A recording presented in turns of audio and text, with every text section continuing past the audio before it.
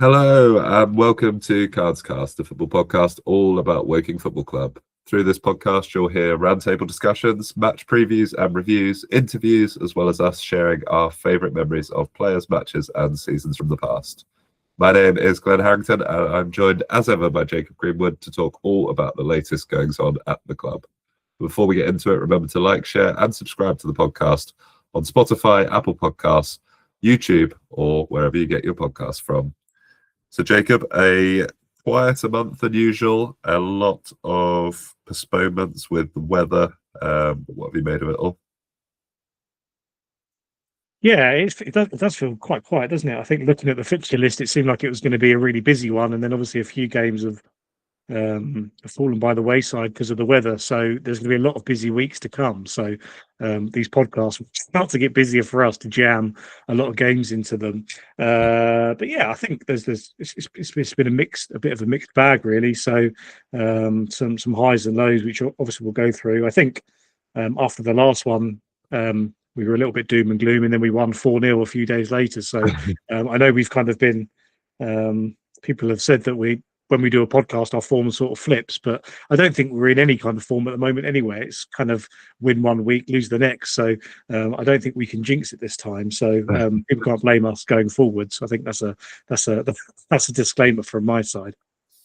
Yeah, I think my dad asked me after the Truro result on Tuesday whether I thought we would reach the playoffs, and without wishing to go straight into the doom and gloom, I said no, but I did caveat it with the fact that we're just very inconsistent, and I don't think that's a particularly surprising statement in of itself. But you look at when we recorded the last episode, we were obviously very complimentary of the performance and result against Carlisle, which was then followed up by particularly the disappointing home defeat to Braintree, the kind of missed opportunity at Eastleigh. And the last sort of month has followed much the same pattern. The 4-0 win against Hartlepool, another really excellent performance. A week later, we lose away to Wildston. We then, take the lead twice, but ultimately lose at Forest Green last week. And, that Thursday after that game would have been when we would normally have recorded this episode. But I just wanted to give it another week, thinking that there would be two games in between, but there was only one because of the weather. But really, because my sort of opinion on this season felt like it was sort of on the fence, and it kept kind of fluctuating one way or the other, kind of result by result, and it really has been the story of the last sort of 2, maybe 3 months. Yeah, and I think that like the Hartlepool win. I mean, not just because we beat them, but just like in the manner we beat them, it was so convincing that I think following that up, I think it was the Wildstone game next.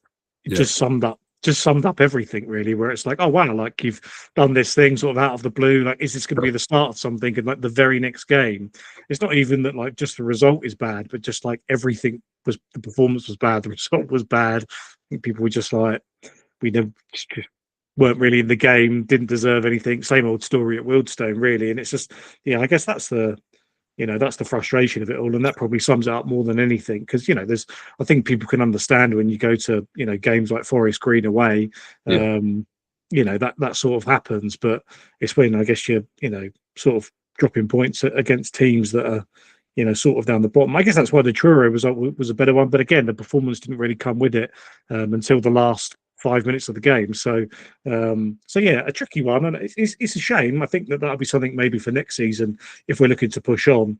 Is going to be sort of overcoming some of the inconsistencies, and if you flip a few of those results, you really do shoot up the table quite quickly. But yeah, I was just going to say much the same thing. You just as you said, while disappointing given the manner of the defeat. There's no disgrace in losing away to Forest Green, but generally speaking, if you look at the teams above us in the league table, I'll go through the 10 quickly. Rochdale, we've taken points off. York, we've taken points off. Carlisle, we've taken points off.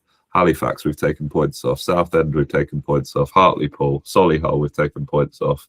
Like that's most of the 10 teams above us. It's only, I think, Forest Green and Scunthorpe that have beaten us twice.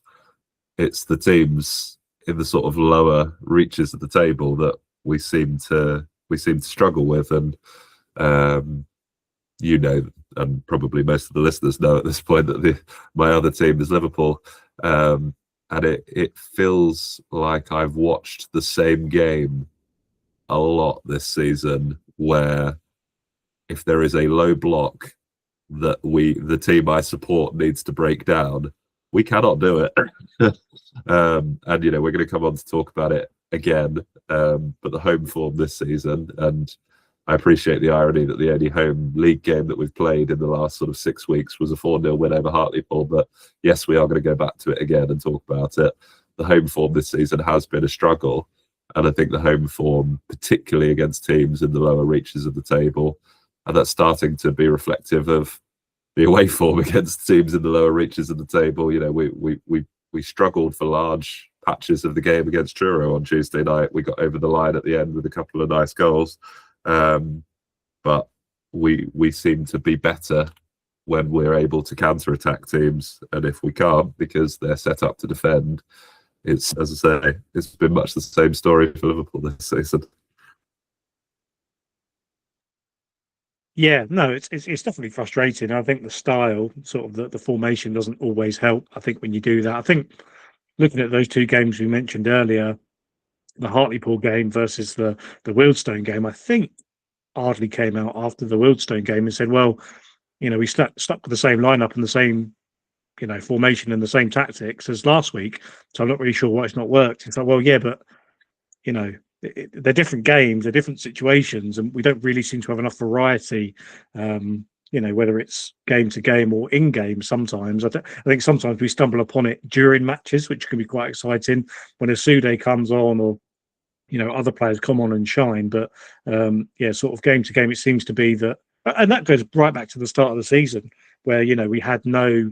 I think we had planned for something vastly different to what actually worked for us, and all of a sudden, you know, the squad we had signed, you know, the formation change, it was all a little bit of a mess. And obviously we stumbled upon something that works and got us results, but it's not been easy on the eye. It's not been massively exciting, but it's been functional enough to place us slap bang in the middle of the table. And, you know, if that gets us through this season and we can get to the summer, then fair enough. But it certainly means, you know, it's not been the most exciting season. As you say, I think anything in football, when you see the same thing again and again, a bit like our home form earlier in the season, when it sort of seemed like the same game every time we played, a lot of the times when we're going 1-0 up and just drawing 1-1 or whatever, not managing to get wins, yeah, that's when it can become really frustrating. So we'll see with the final part of the season. You know, if we get quite close to 50 points, it might be that we start trying some different stuff, and you know, the shackles come off a little bit, and I don't know, we try and find something new. But it's been, yeah, I think very functional is probably a polite way to put it, for most of the season. Which, if you've got 5 at the back and you're facing a low block, like it's just very difficult to really create anything because you can't go through them, and the wing backs probably aren't good enough to, you know, really get in behind them if they're sitting deep. So it's tricky. I do think it's the formation changes have been interesting because we do seem to have shifted back to a more of a sort of 4-3-3 or sort of 4-2-3-1 in the last few weeks, perhaps influenced maybe by Kelly's injury. I know it was cited as one of the reasons for letting Boatswain go as well, that the opportunities were more likely to be limited to him now that we were reverting to just one central striker. I think, praised Ardley on previous podcasts for being a bit more flexible this season. I think we both reflected in the past that both Darren Sarll and Michael Doyle sort of became victims of their own stubbornness and their refusal to change away from preferred systems and things like that. And we have chopped and changed a bit more this season. But as you say, you feel like there could still be even more flexibility and not necessarily just going, oh, well, that works in this game, so we'll leave everything the same as it is for the next game, which can be completely different. Yeah, no, you're definitely right about the tweak in formation recently, but it's still sort of churning out similar kind of performances, which is quite interesting. But I guess it's probably because we just don't have the players, the ideal players for that. Yeah, which is tricky, but it's good to see the flexibility, as you say. I think, because you can kind of adapt to whatever you're facing. I think it might have been a 5 at the back away at Forest Green. So I think the wing backs were doing a lot of the attacking. So I think Hines played that game. I think anyway. People will correct me if I'm wrong. I'm sure, but I think that seemed like we I didn't see sort much of of the Forest Green game, but yeah, it was quite similar, I think, to the Carlisle game and stuff like that, where you sort of have those two players bombing on. But then it was quite evident that if you stop those two players, we didn't really have much else. If you're relying on the players in the middle of the park to do something, or the strikers to create something sort of out of nothing, it doesn't really happen. So we'll see. I mean, it'd be interesting, I think, when they get to the summer, and get a chance to, obviously, some players will leave, some players will stay, a few will, because there's 2-year deals and that kind of stuff. But it'd be interesting to see sort of what they fall upon in the summer. Obviously, we've talked before about, I have certainly about, I'd love to see some, real wingers come into the team and go back to something like that, where we don't have to play that every week, but we can sort of chop and change and have different approaches in different games. So I think that would certainly be something, because I think that's probably one of the key parts to, the style of football not being great is, if we can't go through the middle of the pitch, we're relying on, either people that aren't great wingers, or wing backs that are fine but aren't really going to set the world alight. So it's tricky. It'd be interesting to see what we do sort of going forwards. Hopefully we just get enough points, stay up, can relax a bit, and then figure it out from there. I think that'd be a good base to go from.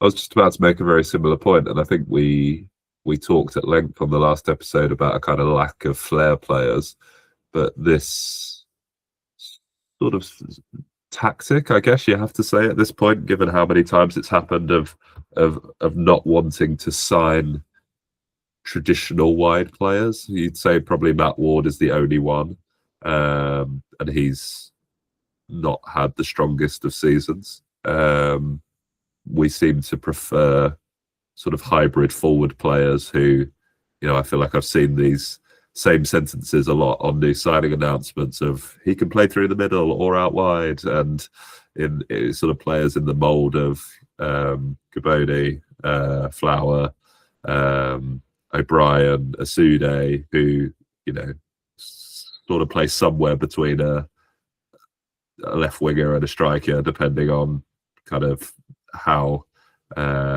narrow or wide we're trying to play. And if Ward's on the pitch, then he'll kind of stick to the right hand side, but otherwise all the width comes from the fullbacks. And if the fullbacks are pinned back, as you say, that limits a lot of our attacking output. And I noticed on the Truro game, on the assist for the first goal comes from Drew. I don't know how many he's got this season. It feels like a fair few. And Caleb Richards got a really noticeable one the other day, just after I said that he hadn't assisted all season. As you say, certainly those two are very important to us, and that forward line lacks kind of natural width. Yeah, I think once teams have figured that out as well, that's probably one of the reasons that we find it so tricky in some games, is because if teams find that out, it can probably be quite easy to counter that. So no, I mean, it's been on actually with the forwards, as you mentioned, about Boatswain sort of going, well, first of all extending, and then very soon after going back, and then being like, well, we're not, he's not going to get game time because we're changing formation, and then signing, Gabode, fair enough if he's going to play sort of out wide, but Flower seems like he's probably going to be playing down the middle, so it's a little bit confusing, and probably points to. I just read that we're doing as us saying to Ipswich, "Oh yeah, he's going to play more," and then us simultaneously going, "He's not going to play more," and then Ipswich going, "Well, we'll have him back then." Yeah, it's a tricky one. I think it's the I mean, we'll see how someone like Flower does, but I don't think he's going to be massively different or offer us anything too drastically different to what Boatswain did. But I guess looking at where we are in the table, it probably isn't really going to make a huge amount of difference who you've got there. But if we think that one's better than the other, then that's good. So yeah, We're I in mean, a nice little run of strikers scoring on the debut though. I think it's all Boatswain, Cabody, and Flower. It's 3 and 3. yeah, yeah, exactly. So that's the sign. It's to sign a new one every week or so, and then we can just make them The score on their Douse debut. model, new striker every week. Yeah, it's no, it's interesting. So yeah, I mean, it's always good to see players do that, but it's just I think when we got someone like Kelly or Sanderson, I think you were thinking, well, this is like a proper signing that's there, good quality for this league. Whereas I think some of the other ones, it's like that, they're there, and I think we're going to have a big squad going into the end part of the season because we're going to play so many games because we've had such a quiet period at the start of this year so far. So yeah, everyone's going to certainly get minutes and that kind of stuff. And I guess it's also useful that players probably aren't cup tied in the trophy because obviously we're still in that as well. And that happened last season when we brought some players in. It's like, yeah, great, we've got some players, and it's like, oh, but a lot of them are cup tied, so they can't play, which Yes, left it a little short.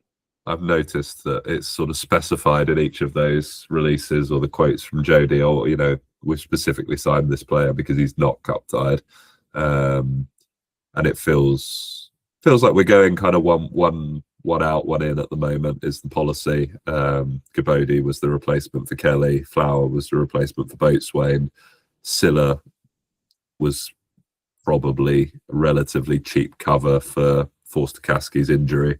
You still got Gorman kind of waiting to come back as well. So it doesn't. It feels like the squad is relatively settled and that they're happy with it, and they're just tinkering slightly if sort of something unexpected happens. It's a real shame that I get the impression Kelly is likely to be out for most of, if not the rest of the season, which is a real shame because it felt like his partnership with Sanderson was really starting to thrive, and that was at the sort of forefront of our long unbeaten run of, was it 13 games, something like that, and felt like we were getting better towards the end of that. There were, I think, a lot of draws kind of early on in that run, and we were really starting to improve, and that injury came at a really unfortunate time. And while Cabody is undoubtedly a good player with good pedigree, he's not got that sort of established relationship with the other striker. So that's maybe some of what's forced that formation change as well. Yeah, and the one thing I would say as well is that I hope that Sanderson's not off anywhere. I think probably our best striker by quite a distance. I just think a lot of people saw the quotes in I think it was the Flower signing saying, people are sort of sniffing around our forwards, and people were kind of struggling to figure out who that was based on the fact it did seem a bit strange given that we exclusively sign strikers on loan. So unless someone's going to have a deal cut short, and now that we're obviously outside the January transfer window, I think only clubs at kind of our level or lower are able to sign players unless they're free agents. So I was a little baffled. If someone wants to take Matt Ward on an 18-month contract and give us a very healthy fee for the privilege, then okay, I'm kind of fine with it. It's sort of what we were talking about off before we started recording, though, about some of the teams at the top of this league just stockpiling players. And you can probably see it. Someone going, yeah, Fulham, we'll give you money for Sanderson. They sign him, hardly play him, get promoted, and then just get rid of him let him go out on loan next season. It's just like, why did you do that? Well, we're not a threat. Don't take players off of us for no reason. If you're taking them off a rival, that's one thing. But we're harmless. Just let us go and win the trophy. Don't worry about us. I guess the problem for Sanderson is he scores in some quite big games as well. Like he got a goal against Forest Green and stuff like that. So if it's good that he scores in those games, but then it's like, don't be too good because then they might notice and try and sign him. Weird because the impression I get is that people still have quite mixed feelings on Sanderson, but I would agree. I think he's one of our better strikers that I've seen in several years. And if he, was a little bit more clinical, which I think will come in time, he's still really young. That he could have been a lot. 15 to 20 goals this season is not beyond the realms of possibility. And he could be a lot closer to that target had he taken a few more of those chances. I don't know what he's on now, sort of 8, 9, something like that. I think this shows why the full season loans are quite good as well. I think in years gone by, we've kind of got players in for like a month or something. And it's like, if you'd have had Sanderson for a month, you probably would have just thought like, this guy's going to amount to nothing. He didn't do anything. So I think giving him the whole season has been quite nice to, seeing how he's developed. I think he has. Some of the kind of games this year so far, he's scored some really good goals and different goals as well. Sort of the goal versus Hartlepool versus the one versus Forest Green are very different goals, but great skill in both of them. So it's it's been good to have him for sort of the long haul, which is I don't think we'd have seen this if we only got him for a month on loan. I don't think he'd have just hit the ground running and and been really good. So it's good to see that. Wikipedia is telling me 7 in the league and 9 in all competitions. So he's going at about 1 in 3, which is, for a club in mid-table is pretty good, I'd say. And he's still only 22 years old. I think he's going to be a solid kind of League One, League Two striker, isn't he? At his peak. Yeah, definitely. I think so. And I think he got a probably similar or maybe slightly better record at Oxford the year they got relegated. So, I mean, it's quite clear he's good enough for this level, if not something above, as and when the time comes. So yeah, we'll see. I think it'll be interesting. I think we're definitely going to have like a clean slate in the summer because, as we kind of mentioned, a lot of our forwards are out on loan but will leave, and then the forwards we've got that have come in on loan will obviously go back and probably won't be here next season. So it'd be sort of interesting to, again, we're going to have a lot of spaces to fill up there, depending on what formation we're going to play and all of that kind of sort of stuff. So yeah, be a busy summer for signing in that part of the pitch. I had player movement as one of the last points on my bullet point list, but I feel like we've covered most of it. So I'll do the last one now and just say Timmy Akinola, because they're I'm reluctant to call them rumours because I feel like that's doing a disservice to what a traditional transfer rumour is. It's clearly someone knows someone and is peddling some information on a semi-regular basis is what's actually happening. But I think in this case, the interest in him from teams towards the top of our league doesn't shock me. And the suggestion that we might be looking to offer him a new contract also doesn't shock me. I think given his recent history of limited game time and injuries, the 1-year deal that we gave him in the summer made a lot of sense. He's made the most of that. He's stayed fit. He's now a regular starter, which he wasn't in the first kind of couple of months of the season. Feels like he's, we're seeing him somewhere near his best, which has been good to see. I think I would echo the opinion of others that I've seen online, which is to say the best thing that I think he could do, and I feel like I'm saying this both with and without my Woking supporting hat on, is that it would be better to stay somewhere for a year or two, get 70, 80 games under his belt, and then look to move rather than adding another club to an ever-growing list, because you're better to settle somewhere and then move to the more or get a better move than you might have done otherwise, rather than taking the kind of immediate short-term option as soon as it becomes available. But it's footballers' careers are short, and you can't blame them if someone's offering good money. I'd be interested to know what his preference is at this moment in time, because it obviously seems like his agent's trying to generate some kind of chatter around him. So it seems quite orchestrated, as you said earlier, but it'd be interesting to see, because if he's angling for a new deal, great. But equally, if they're sort of putting it out there, hoping that he's going to get picked up, or that's going to, alert clubs to the fact that he's being offered a deal, and that must mean he's good, and therefore he should be on radars and that sort of stuff, then that's another one. So, I mean, maybe he's not even thought about it, and it's just his agent just doing what an agent does, and kind of keeping that hype out there. But yeah, I mean, I'd love to see him stay. That's sort of the point of where I'm probably most optimistic about things at the moment. Is if you look at this squad, we've already got some players on deals for next season.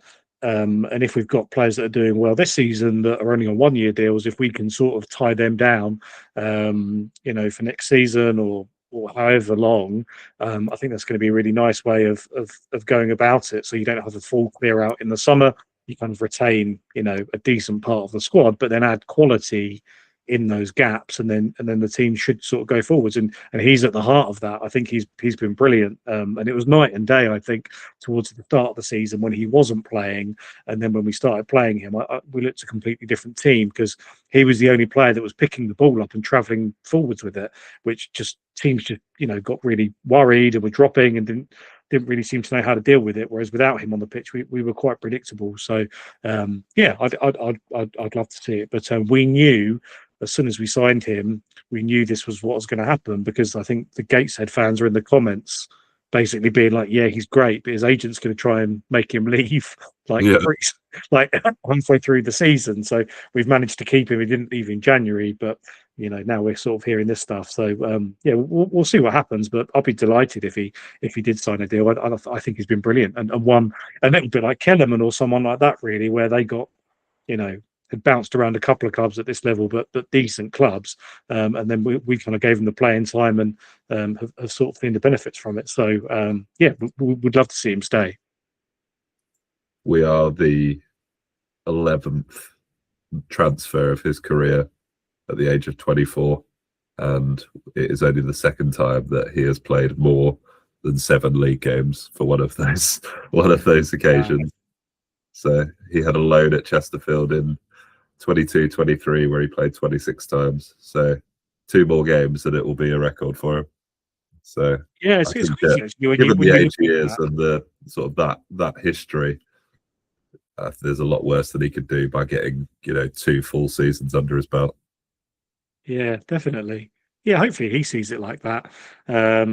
And yeah, and if so, if we can benefit from it, then I think everyone's a winner, really. And you could even say, if you sign a deal for 2 years and someone comes in with a decent offer at some point, we're happy to look at it, and and again, that still works for everyone. So we'll see what happens. And I know obviously for players there's a bit of uncertainty as well. If he's on a 1-year deal and he gets injured in March, and just look at how long Dale Gorman's been out.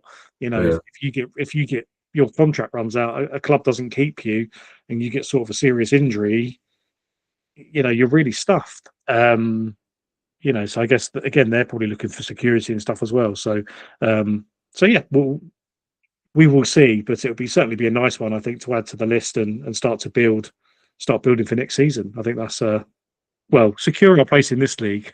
Otherwise, we're going to have a very expensive but decent Conference South team. But I'm not saying we're going down. But yeah, it's I think that would excite people and show, I think, our intent and ambition. I think if we did something like that, because we did it sort of obviously it was over the summer, but with players like a Coley and stuff like that.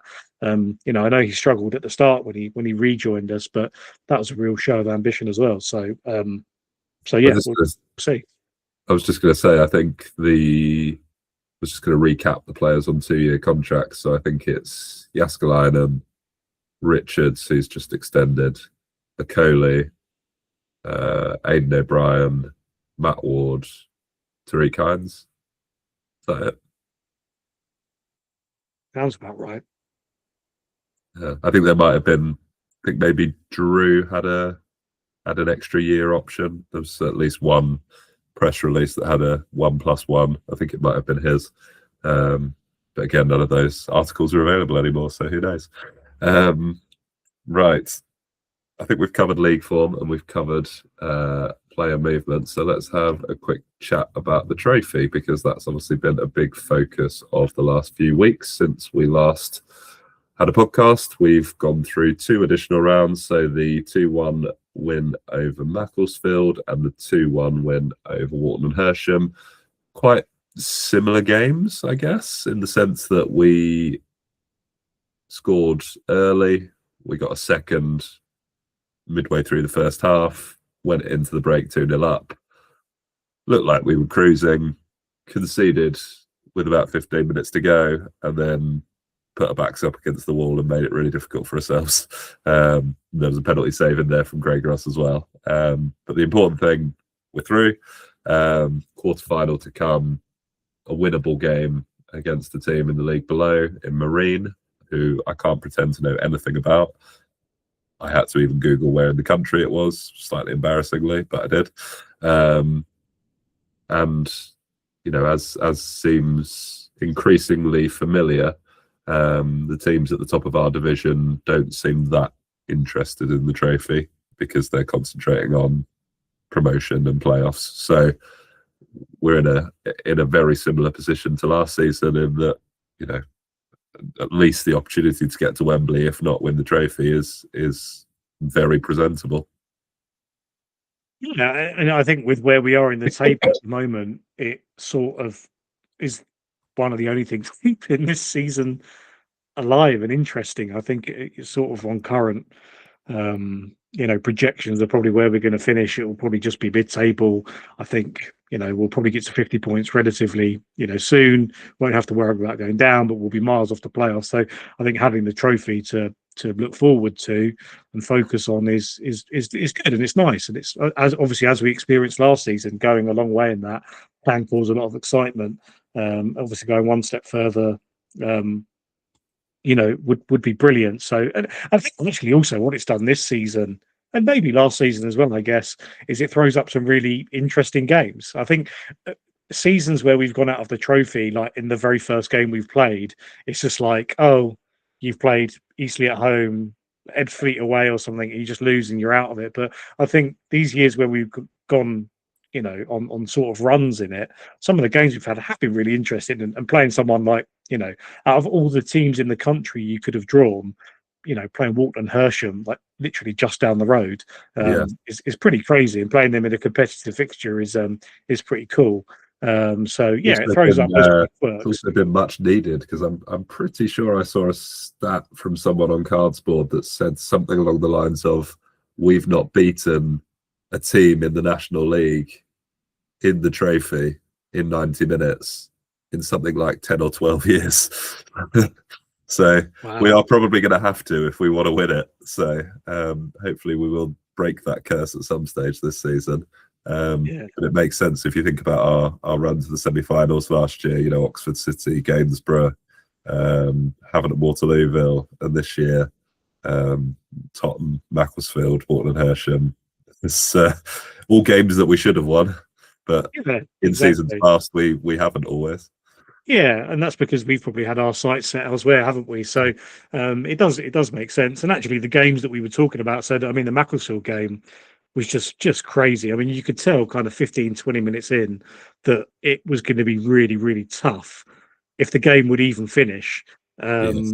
because of the amount It of was rain crazy. coming It went down. ahead, really. Like, I know it'd obviously been suspended the week before. Yeah. And the week before, they probably didn't want to send the poor Macclesfield fans back on another however many 100-mile trip. I think it was okay. It was okay at kickoff, but then it just got harder and harder, and the rain got harder and harder, and it just relentless. And yeah, I guess I'm when not it kind sure of Craig got Ross needed to save that penalty because I'm not convinced it would have reached the goal even if he hadn't moved. it just turned into a farce, didn't it? Whether it was the penalty or the actual play itself, is the ball just wasn't rolling. It would have been pulled off at any other. If that was a league game, it probably wouldn't have made the. But as you say, because they'd rearranged it so many times, you just had to Right, do it. And it did bring back memories of the Joey Jones. I think this might have been mentioned by Nico in commentary, but the Joey Jones, the ball stopping in the 6-yard box because of a big pile of mud, and he'd already turned around and given it up. And I thought, well, at least we got our own back on Macclesfield on that one. yeah, exactly. And then went on to play Joey Jones in the next round. So sort of Yep. the universe all made sense eventually. So yeah, I mean, the end of that game was just nuts because I think we were trying to play football on the ground, the ball wasn't going anywhere, and Mickelson was just whacking it forwards, and then it was dripping in puddles, and then it was just like a free for all. One of which they got a penalty from, and could have had more penalties. But it was fun. It just felt like a unique game that you just don't see them very often. It probably killed the pitch, which is why I don't think we've played there since. No. So that doesn't help. I think But the it was poor good. groundsman had to come out and explain why the pitch is just completely ruined. It's like, Yeah, it wasn't ideal. It wasn't ideal. But then, yeah, also, yeah, it throws up that kind of unique game as well, against Walton, which again is it's just a bit of a novelty, really, isn't it? And it's a bit fun. So, and I think, as you see, the further you go, I think the more likely you are to pull games like this or non-national league teams, because a lot of the national league teams have dropped out of it by then because they're either going for promotion or trying to stay up, or they've just got other priorities. So, I think that's why it's sort of fun to stay in it for a bit longer. And yeah, I mean, if we can beat Marine, it'll obviously set up a semi-final. And obviously, as we saw last year with the Aldershot game, there's so much interest in that because everyone knows it's sort of one win from Wembley. So, if you had, I think literally anyone we would pull that's left in it, whether it's home or away, would be huge. I'll just quickly go through the remaining games for anyone that's not aware. So interesting as well that 4 teams from Conference North or South, 4 teams from the National League, all of the National League teams away from home in their quarterfinals. So Southport against Yeovil, Kidderminster against Wildston, Horsham against Southend as the other 3 quarterfinals. So, we're the second highest ranked team remaining after Southend, who probably have the most difficult game of the 4 to go to Horsham, who we've got a little bit of history with as well. So I think it would be an opportunity to right another wrong if we were to play them in the semi-final, for example. Yeah, I think I'd definitely want them at Kingfield if we were going to play them. It's not the easiest place to go. So, yeah, I mean, it could be great. I mean, I'm sure if we got through to the semi-finals and it was a home tie, I'm sure it'd be pretty much a sellout against any of those teams, because I think there'd be huge interest from the travelling fans, and I think people would sort of buy into it from the area in Woking as well. So, yeah, we'll see. It's kind of unique that all of the National League teams have drawn teams that are below in the North or South, and as you say, a quirk of it as well is that they're all away. So, yeah, it's definitely keeps it interesting. I think the real problem comes if we lose to Marine. It's just like, what is the rest of this season, and what are we going to be looking forward to? But that happens. That's football. That might happen. We'll see what how it all pans out. But it's certainly been, I think, an interesting spectacle, and also that doesn't help with our fixture list, does it? I guess with so many games to come, we're also having to rearrange games because of the trophy run. So I'm aware that doesn't really help, but we want to be in it, and it's nice. Obviously, the stat that you gave earlier about the losing to so many teams or not beating any National League teams, it's because we've just gone out in the first game of it so often that it's nice that we've actually taken it seriously for a few years, because it's just something a bit different, because we've just not had that in quite a long time. I think that leads us on relatively nicely to our other remaining talking point, and I wanted to bring this up again because it was something that you said to me over WhatsApp the other day, which was, I'm paraphrasing, but just you finding it harder to motivate yourself to go to games at the moment, and I just found that surprising because you obviously more of a diehard than I am, and you've always been a regular for as long as I've known you. I just was curious as to kind of what had changed for you, and I can read off some of these stats which have probably contributed. 3 wins in 14 at home this season, 21st in home form, 19 home goals, 9 of which came in 2 games. We've only scored 2 goals in a game 9 times since Ardley took over. Twice, 2 of those were in the trophy. And of Ardley's 53 league games, we've drawn 21. So stodgy at times, I would say.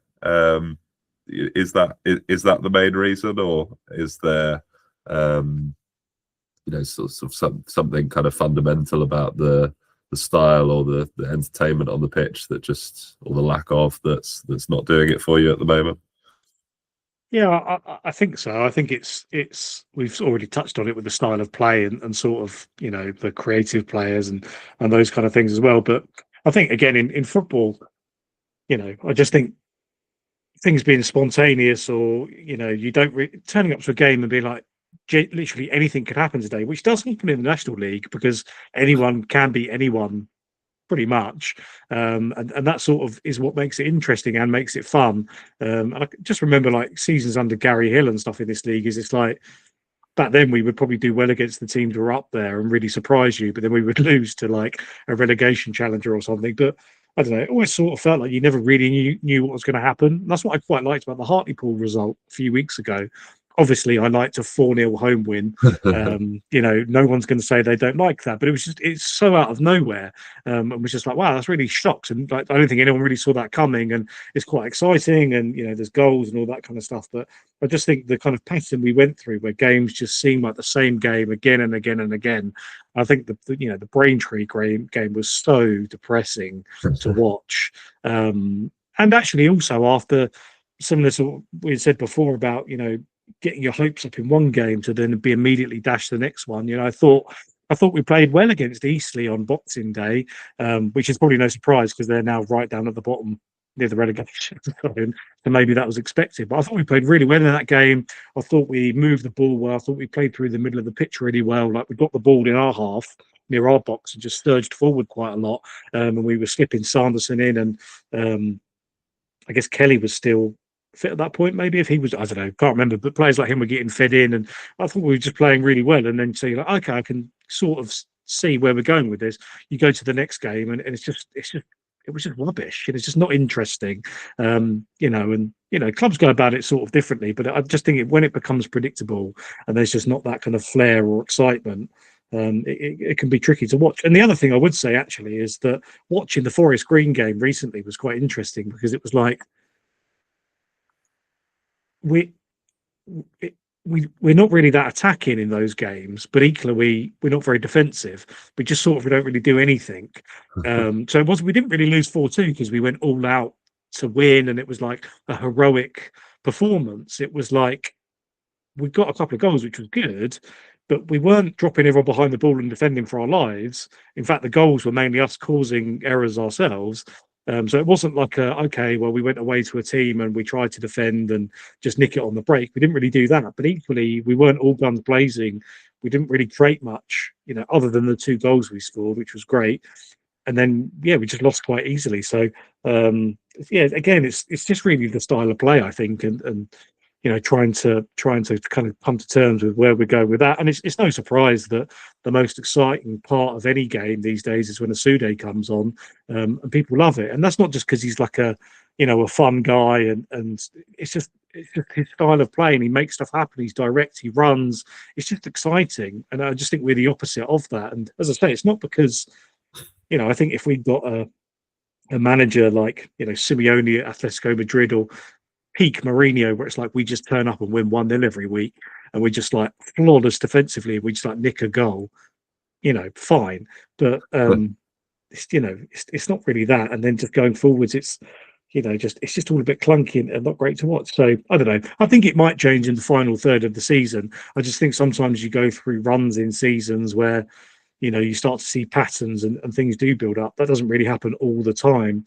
I mean, you look at clubs just looking at all the shot across the border, you just never know what they're going to do. It's just so random. I'm not saying I would want to switch positions with them, but it's like they're either going to, They have win also seen 5-0. 109 goals this season. It's just off And the wall, but they're only on a -5 goal difference, so they do give as good as they've got. yeah, it's it's exciting if nothing else, but it can be quite difficult because the run they went through where they lost a lot, then they have a run where they win a lot. So, and actually, as I say, I've said this a few times, I have moaned about in previous seasons when we go on these runs, we've won 6 or 7 in a row. Oh no, we've lost 10 in a row. Like I don't really want those runs, but then equally this season, it's sort of been so middle of the road that it's like with every up, there's a down literally the next week or the Tuesday after a Saturday. And that can be tricky as well. Because I think, as football fans, you always want to get excited about something or dream about something or, and that's what's been, I think, disappointing recently, going back not that long ago when, I think Jody did an interview and Niels also did an interview, sort of saying, yeah, well, top 10's the target. And I think when they said that, we were like 6 points off the playoffs. And I'm not saying we're going to get them, but again, as a fan, you want to buy into something and you want to sort of get excited about it. And I think even if the messaging is, oh, well, we're 6 points off, we weren't necessarily expecting to be in the playoffs this season, but we're going to give it everything we can and we'll give it a great go. And it's just like, no, it's fine. We'll finish mid-table. We're just going to do what we're going to do. We're going to sign players that are just fine for this level. We just sort of just going to accept this season. And that's fine as part of a wider plan. But I'm not talking as a chairman of a football club. I'm talking as a fan that goes on a Saturday and wants to be entertained and excited about something. I can understand as part of a whatever year plan it is. I'm sure there is one, even though we've not been told about it because of the 3-year plan debacle. But, if it is a 5-year plan or 3-year plan or whatever, after last season where we were fighting relegation, just establishing yourself in mid-table, signing a decent squad and hoping to, extend some contracts and stuff. It's all incredibly logical stuff, but I don't think anyone goes along on a Saturday for logical stuff.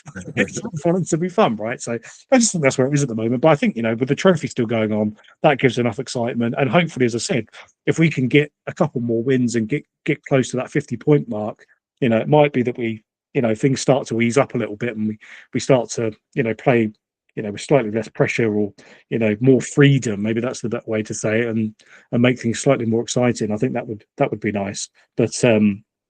But yeah, we will see. We can't really complain. I think it'd sound pretty spoiled to, after a few seasons where we've had relegation fights, to say, it's a disgrace that it's sitting mid-table.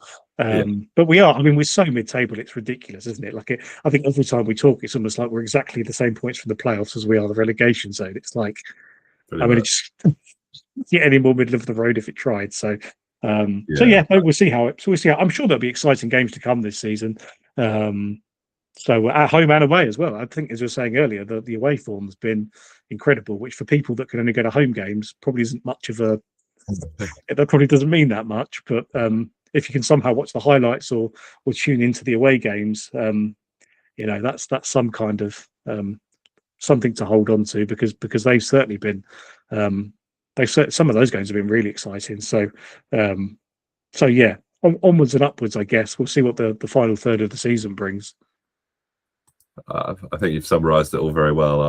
I was going to give something of an opposing view, but you've kind of given your own opposing view. But as I've got some more stats, I'll say them anyway. So after 29 games this season, we are 7 places higher in the league. We've got 7 more points than last season. We've scored 11 more goals. We've conceded 9 less, and still in the trophy as we were at the same stage last season. So all of the statistics, you can prove anything with statistics. I just gave you a load of statistics that told you how boring we are, and now I've given you a load that have told you how great we are. So I think what I take from that is that progress is being made and we are moving forward. And while I totally hear and accept what you're saying, that a fan doesn't turn up hoping for mid-table mediocrity, and it's very, particularly in this era, everything is very instantaneous and people want immediate success, and that's why you see teams at certain levels going through 3-4 managers a season, because they want immediate impact and response. And if someone can't turn a ship around in 6 games, then they're already under pressure and on their way out. And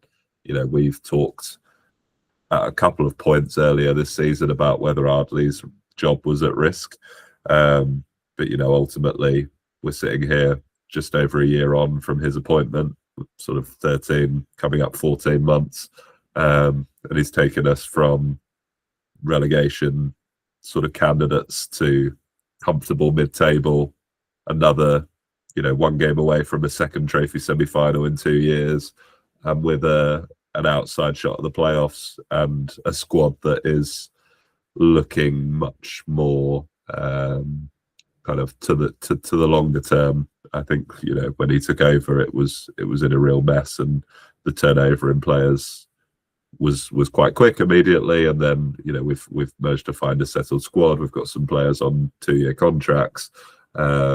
We're starting to have a couple of different systems that we can switch between. the progress is being made, albeit maybe just a little bit slower than some people would like. And yes, it's not necessarily always producing the most exciting, entertaining brand of football, but is it? I guess it's easy for me as a slightly more distant supporter who lives further away and can only get to a handful of games a season, and will go to those same handful of games kind of regardless of whether we're good or bad. For me to go, oh well, you know, give it another year, another 2 years, and we could be right up there. Is that acceptable to say in this day and age? I don't know. I'm excited though to see what happens next, because you're right. I think there's only a certain amount of time that this works for as like oh well, you know, it makes sense to be going slowly and doing this stuff. I think there's already a lot of comments. I mean, if I'm not saying we use cardboard as sort of the yardstick on it, but Oh, you it's look at, fine. We always do on this podcast. We can continue to do so. it's the only source we have for opinion. But I mean, even if you look at the comments from people that either watched the Truro game or went all the way down there, which is an amazing effort, a lot of people were just saying 85 minutes we were rubbish, but we won 2-0, so who cares, sort of thing. And I think obviously that is great, and it's really important to win that game, and it's great to see that and new players scoring and all that. But I think there is only a certain amount of time that people sort of will put up with it, or if you don't actually get those wins, then it can turn a lot quicker than people probably suspect, because there is that underlying feeling of if you're not being good enough. But I am excited to see what happens come the summer, because if there is a plan of progression and sort of multi-years, then I think it will be okay, great, well, we've got this squad of whatever 20 players or 20 however many players we've got. We're going to shrink that down to the ones we've got on 2-year deals, and these ones we want to offer deals, we've now shrunk that back down to 10, and we want to add like real quality that's going to go alongside the players that worked last season, and we're really going to build on it. I think that's going to be exciting. I don't think we can go for another season of, oh, well, you know, I've got a mate at another club and they said this guy's sort of knocking around and could do with a loan, so we signed him, and then a week later letting him go back because we changed our mind. It's not great. And I think that, you know, if we're going to start to progress, I think next season's when a lot of people, I think, would expect to start seeing that. And I think it would be exciting as well if there, for example, was more budget at play. You know, and obviously we've had longer to look at players and plan stuff, because obviously the team has been in place for a lot longer now. So I think it'd be interesting and exciting to see how it goes. You'd hope it was an easier proposition as well, wouldn't you? If we're coming in as a, you know, top half team and a, you know, for example, FA Trophy winner, finalist, we can hope.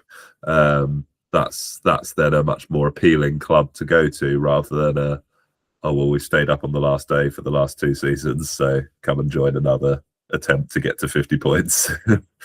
It's so hard, isn't it? It is so hard for players at this, to attract players at this level, I think, because, you know, if they're half decent, they're going to have offers elsewhere in the league probably, or in the league below, because there's a lot of big teams, even just the Conference South. There's a lot of decent sized teams, and you'd people rather might go think, and oh, fight at the top end of a table, wouldn't you, and have the chance of winning something or playing in a big game and probably earning just the same amount of money, rather than come in and just playing in a league up but struggling. yeah, if they think they could be in a relegation fight, you'd be like, well, I'd rather play in a winning team and have a chance at promotion than just try and stay up. So, yeah, I mean, it totally makes sense. So, I think that's where it probably does start to get a bit more exciting. And obviously, the clubs we've praised in the past that have gone on to do really well are those clubs that have just steadily built it over a few years, kept managers in place. Maybe they've kept off the field people like director of football or whatever in place as well, which obviously we've done for a while now. Compared to, I mean, the turnover of managers in this league this season has been just absolutely wild. So, you know, sticking with something isn't necessarily a bad thing. So we will, you know, we'll see what happens. But I think you know, some of the messaging as well, I think that's why it's slightly tricky, because we're talking about this plan that we might have, but, you know, we've never heard anything about that, so it's quite hard to kind of see where we are on it. Obviously, I understand, you know, probably why that's not been put out there, but, you know, I think if people knew, okay, well, I understand it now, that I see that as part of the plan, we just want to establish ourselves this season and you know, finish mid-table and that sort of, you know, the aim, then I think people, but might see the bigger picture a little more rather than just going week by week and sort of riding the roller coaster and jerking between being really happy with it and frustrated with it. So we'll time will tell, as in all these situations. But yeah, I think the timing point, I think, is a good one. Timing of football is everything, really. Managers get time, players get time, all of this stuff. But eventually we'll need to start showing some real progress, and that'll probably be next season now. But if that's part of a 3 or 5 year plan that actually gets us promoted to Football League like Bromley and Barnet did, who cares? We'll take seasons like this. That will definitely do that. And you'd rather be us than a team that someone like Eastleigh or someone who's tried to get up there in the past and is now down, hanging around the relegation zone. So we shouldn't be spoiled about it, and enjoy the wins when they come, even if they're very pragmatic. Should just say I was interested after your reference to how many managerial changes there have been this season. 20, according to Wikipedia, in this division since Wow. since the end of last season. 20, and 15 since the start of the season proper. It's quite impressive considering we're still in February. Yeah, it's I guess some teams have been through multiple managers already because it's like they're panicking so much. So it's I think Yeovil are responsible for about 8 of those, but yeah. It seems like York that are doing really well. It's like we're doing really well, but we're not doing well enough. So we need to sack our manager because we dropped points to Woking, which sort of happened at the start of the season. To be fair, because this does say this table is quite helpful, and it has got position in table as one of the columns. And when York sacked Hinshelwood, they were 12th, albeit I think they had a few games in hand because the start of their season was a bit weird. But yes, still a strange sacking at the time, but I guess one that you can say has been justified given the fact that they've only lost twice this season and are still within touching distance of the title. It's always going to be the difficult thing, though, isn't it? Because I think it's kind of come up, in various conversations that teams like York and Forest Green and that are not just paying like League Two wages, they're paying like League One wages. And it's like, how do you even start to compete? And they've not gone through this, it's going to take 5 years. But I guess when you have all that money, it's just easier to just chuck it all at it from the start and really go for it. But it might not even work for some of them. Like, not everyone can go up. So I think being slightly smarter and maybe more sustainable about it is something we need. And obviously that season we had under Saul, where it felt like we probably overspent in the second half of that season, extended contracts and brought players in and all that kind of stuff to push us over the line, ultimately didn't really work out for us that season or in subsequent seasons when the money sort of ran out quite quickly because we'd probably overspent in the second half of that season. So yeah, I totally get it. But yes, Todd wants to spend hundreds of millions and be like York, great stuff. But if not, then we can go through this other model and see where it takes us. I know we've talked about this before, but just before we wrap up, I'll say it again. Given the strength of the top sort of 6 teams this season, I do fear slightly for what the league's going to be like next season when 4 of them are still in it. Yeah, that's going to be really tricky. Because if they keep spending at the rate they're spending, which I guess they will, I don't know. It's always hard to tell whoever's putting in the money just sort of how long they're going to stay for if they're not getting what they want and sort of doing a Wrexham and just shooting through the leagues. So I imagine that Rochdale, York, and Carlisle are all at this level relatively wealthy or very wealthy. Scunthorpe have obviously played at a much higher level before, so presumably have got a bit of cash. Forest Green have been in the Football League for a good few years, still seem to have a decent level of investment. I don't know too much about Borehamwood. I know they get their money from different sources. The Arsenal relationship, I don't know if that's still true. They certainly don't get it from the fan base, but they seem to be the slight outlier. But they've had a very good season considering they're newly promoted. You expect whichever of those teams don't go up to be strong again next season. You've got Southend to come back into the mix as well. It's probably the next best. It's still going to be a strong league next season. Yeah, no, definitely. So it's it's always tricky, but I think just so I'm sure some teams will probably drop away and that kind of stuff, and you have the teams coming down as well, which can vary in they're either in crisis mode or they're sort of looking to bounce straight back. So it is it's interesting, but there's no reason we can't. I mean, that season we did really well. Was a season that Notts County, Wrexham and Chesterfield were all here. So it was, but obviously that was our undoing probably eventually, but along with other factors. But shows that you can even do well in those times. So, and as well though, when teams like Boreham Wood are signing really decent players, and there's other teams that are also newly promoted, doing that. There's no reason we can't. I think they should definitely try and be ambitious with it. So we'll we'll see what happens over the summer. Yes. And that, I think, is a good note to finish on. Apologies, for people watching on YouTube, if anyone's caught me reaching for the tissues at different points between speaking. I have got a cold, and sorry for any audio listeners that have just heard large sniffs when I'm not talking. I hope it was bearable, and thank you for getting this through to this point if you have. But until next time, you can tell us your thoughts on everything to do with Woking under the post under the link to this podcast on Cardsboard, or on Twitter at Cardinals1887. I think I've got that right now. Until next time, thank you very much for listening, and we will see you soon.